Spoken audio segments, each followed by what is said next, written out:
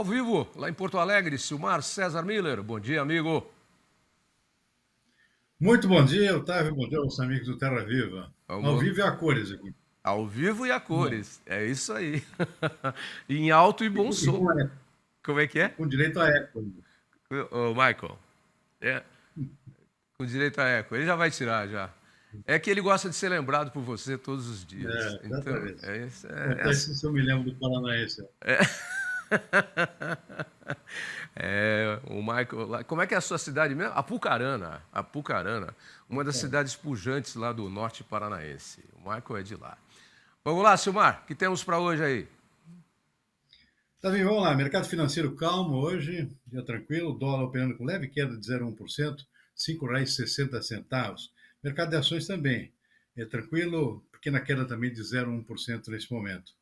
Petróleo em queda no mercado internacional, 0,4%, tipo Brent, a 61 dólares e 40 centavos o barril.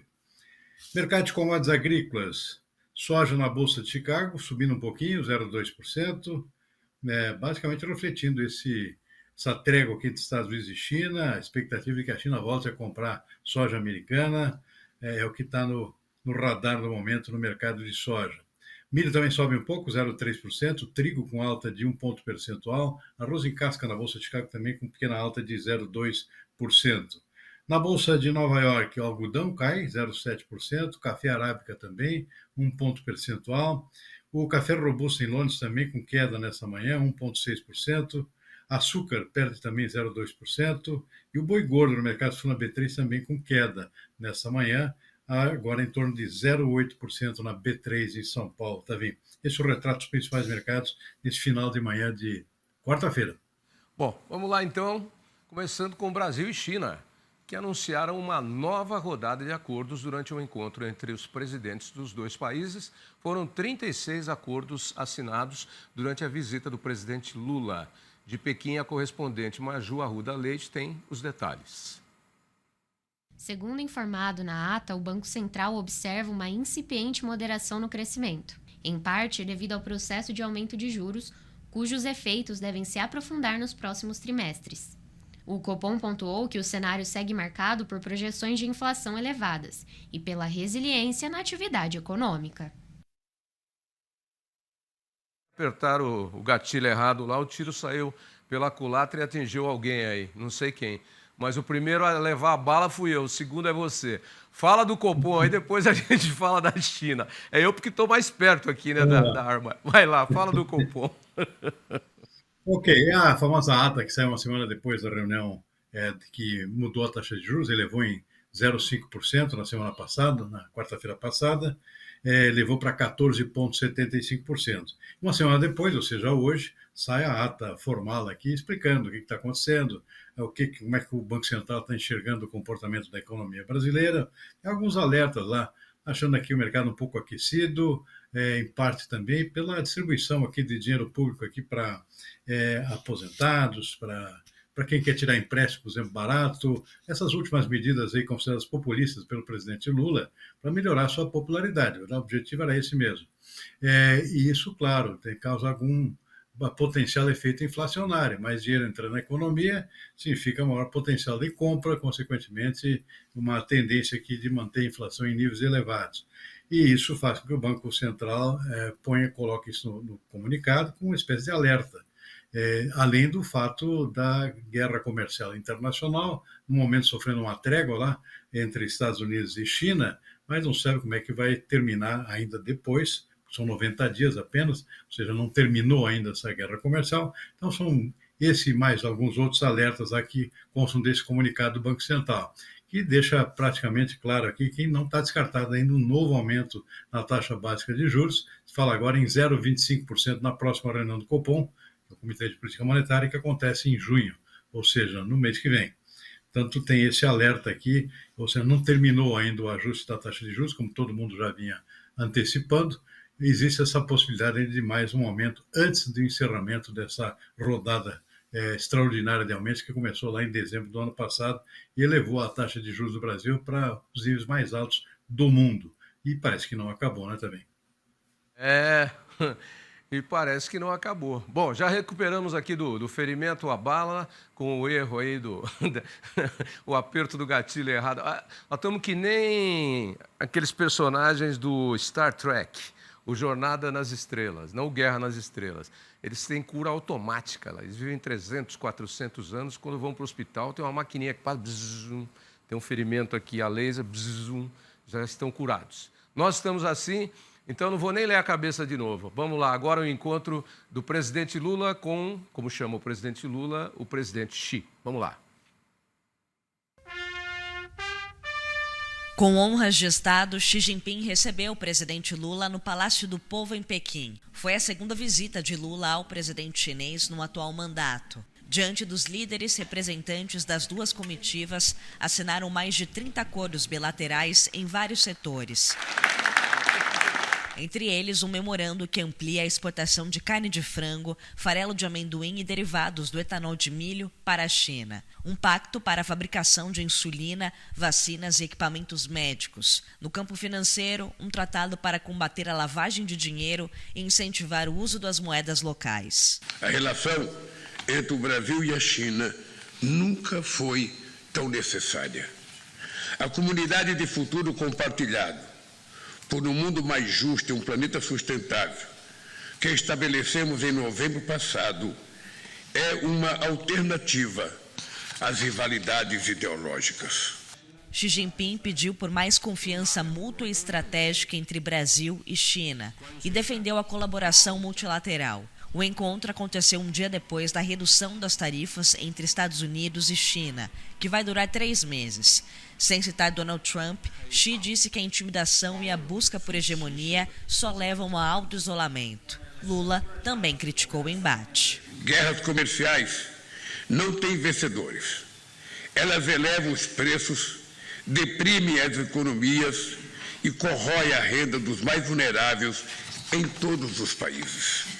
Mais cedo, o presidente discursou no fórum que reúne a China e os países da América Latina e Caribe, grupo que passa a ser presidido pela Colômbia. Os 10 anos do Fórum China-CELAC marcam um novo capítulo entre o país asiático e a América Latina, com a promessa de ampliar a cooperação em meio aos desafios de um cenário global em transformação. Aí, aproveitando o que disse o presidente Lula no seu discurso lá em Pequim, guerras comerciais não fazem bem para ninguém, nem para um lado e nem para o outro, entra em vigor nesta quarta-feira o acordo firmado entre Estados Unidos e China para suspender a guerra comercial entre os dois países por 90 dias. A decisão foi tomada após 2 dias de negociações entre representantes dos dois países em Genebra, na Suíça. O acordo prevê que as tarifas dos Estados Unidos sobre as importações chinesas caiam de 145% para 30% nos próximos 3 meses. Já as taxas aplicadas pela China sobre os produtos americanos cairão de 125% para 10%. Permanecem valendo, no entanto, as tarifas setoriais impostas pelo governo americano, como a taxação de 25% sobre carros e insumos feitos de alumínio e aço. Bom, Sumar, eu juntei aqui 2 em 1 porque dá uma coisa só. Você deve lembrar daquele doce que existia antigamente famoso, tinha o 2 em 1, 3 em 1, era goiabada com metade da lata, outra marmelada. Ou então era goiabada, marmelada e pessegada, né? Ou então tinha até o 4 em 1, que era goiabada, marmelada, figada e pessegada. Bom, juntei os dois aí porque dá tudo uma coisa só, a gente já vem falando bastante tempo disso. O Brasil fez bons acordos aí na China nessa visita do presidente Lula. E a paz, pelo menos aí por 90 dias, volta a operar nos mercados internacionais. Bom, são 2 assuntos, mas com um sentido diferente também. Uma notícia é boa, outra é ruim, ou não muito boa. Então vamos separar. Vamos começar primeiro pelo acordo lá entre Brasil e China, firmados pelo governo, pelo presidente Lula. É uma notícia boa aqui para o nosso agronegócio. A China disposta a diversificar suas compras de produtos do agronegócio brasileiro, antes muito concentrados aqui em soja, café e açúcar, por exemplo. E agora, tendência agora de diversificação que foi muito festejada, especialmente pelo setor avícola aqui do Brasil. Por quê? Porque a abertura da China agora inclui carne de Peru. O Brasil já é um grande produtor e exportador de carne de Peru, mas não ainda para a China. E carne de pato, essa é uma novidade. O Brasil não tem tradição aqui em pato, ainda estou para saber aqui de onde é que vai sair tanto pato para exportar para os chineses, que são muito fãs de pato. O pato é um prato tradicional na China e o Brasil agora se habilita a exportar pato brasileiro para lá também. Abertura de mercado para farelo de amendoim. O Brasil já é um grande exportador de amendoim em grão. Agora também abre um mercado aqui para o outro, para um resíduo aqui do esmagamento de amendoim, que é o farelo de amendoim. Eu destacaria, talvez, como principal aqui, a abertura de mercado para o DDG brasileiro. O DDG é um derivado do milho, derivado proteico, é uma espécie de substituto, inclusive, do próprio farelo de soja, que é um ingrediente proteico para a ração animal.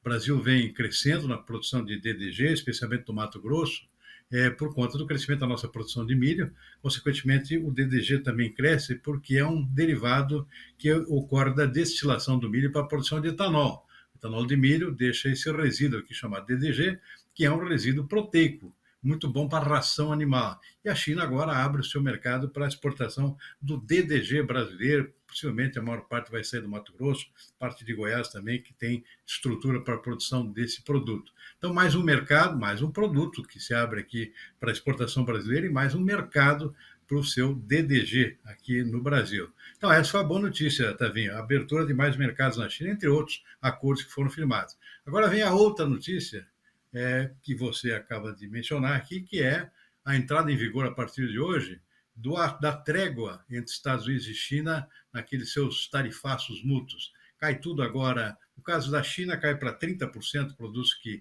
entram no mercado americano, alguns caem para 10% também, e os produtos americanos para 10% para entrar na China. Ou seja, fica praticamente igual ao que estava acontecendo já para outros países. Isso dura por 90 dias, depois não se sabe o que vai acontecer. Agora, o efeito não é lá muito bom para o Brasil, já num primeiro momento também, porque isso permite que os chineses voltem a comprar, por exemplo, soja dos Estados Unidos. Eles tinham abandonado a compra de soja dos Estados Unidos, vinham concentrando todas as suas compras aqui no Brasil. Aqui o preço, inclusive, da soja no Brasil vinha aumentando por conta dessa maior demanda chinesa, e agora tudo volta a estaca zero, ou seja, o que era antes. Então, essa não é a boa notícia, digamos, dessa trégua entre Estados Unidos e China para o Brasil, para vários produtos brasileiros, entre os quais, principalmente, a nossa soja. Tavinho? Pois é, o Brasil que contava aí em nadar de braçadas com essa briga entre Estados Unidos e China, agora já não nada mais tão de braçadas, como você bem disse, não é uma boa notícia. E a título de curiosidade, o presidente Xi Jinping aí que revolucionou a China e transformou a China nesse capitalismo, comunismo, dando sequência a outros programas, ele vem de uma história bastante interessante, né? Ele era de uma família tradicional, de gente tradicional, dentro da hierarquia chinesa, mas o pai foi perseguido pelo Mao Tse-tung e foi amaldiçoado, expulso do partido e tudo mais. E o Xi Jinping, durante muito tempo, viveu como camponês. Viveu no interior do país. Depois ele foi crescendo e foi estudando, foi crescendo dentro do partido e virou esse gigante que é hoje como presidente chinês e líder dessa grande nação e potência que é a China. Como a história dá voltas, não, Silmar?